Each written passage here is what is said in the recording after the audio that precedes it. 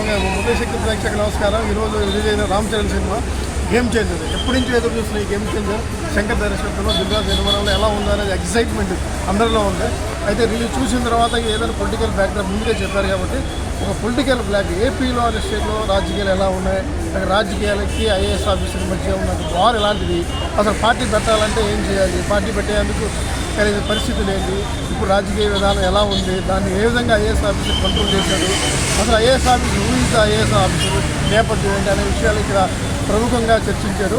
అయితే ఇందులో ఒక స్వార్థం కోసం, ప్రజల కోసం డబ్బు లేకుండా పార్టీ పెట్టి జనాల్ని మంచి ఎడ్యుకేషన్ చేసి జనాల సేవ చేయాలని ఒక రామ్ చరణ్ పాత్ర.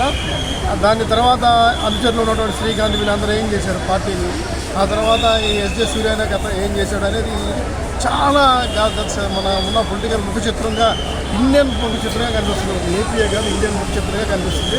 అయితే ఈ పార్టీ నేపథ్యం ఇవన్నీ చూసిన తర్వాత ఏముంటుందంటే పవన్ కళ్యాణ్ పార్టీ పెడితే ఎలా ఉంది, జనసేన పార్టీ ఆవిర్భావం ఎలా ఉంది, దాని సాధక బాధలు ఎలా ఉన్నాయని కూడా ఇండైరెక్ట్గా ఒక అంతర్లీనంగా ఒక హింట్ ఇచ్చినట్టుగా అనిపించింది. బిఫోరే పార్టీ శంకర్ గారు కూడా అంతకుముందు ఒకసారి చెప్పారు, పవన్ కళ్యాణ్ ఒక స్ట్రగులు, ఆయన శక్తిని చూసి నేను ఒక స్టోరీ అనుకున్నాను. యాక్చువల్గా ఇది తమిళనాడుకి చెందిన ఒక పొజిషన్ కథలాగా సూర్యని క్రియేట్ చేస్తున్నారు. ఏది ఏమైనా ఇప్పుడు జనరేషన్కి ఇప్పుడు ఉన్నటువంటి పరిస్థితుల రీత్యా రాజకీయ అంశాలు ఎలా ఉన్నాయని క్రోడీకరించి తీశారు.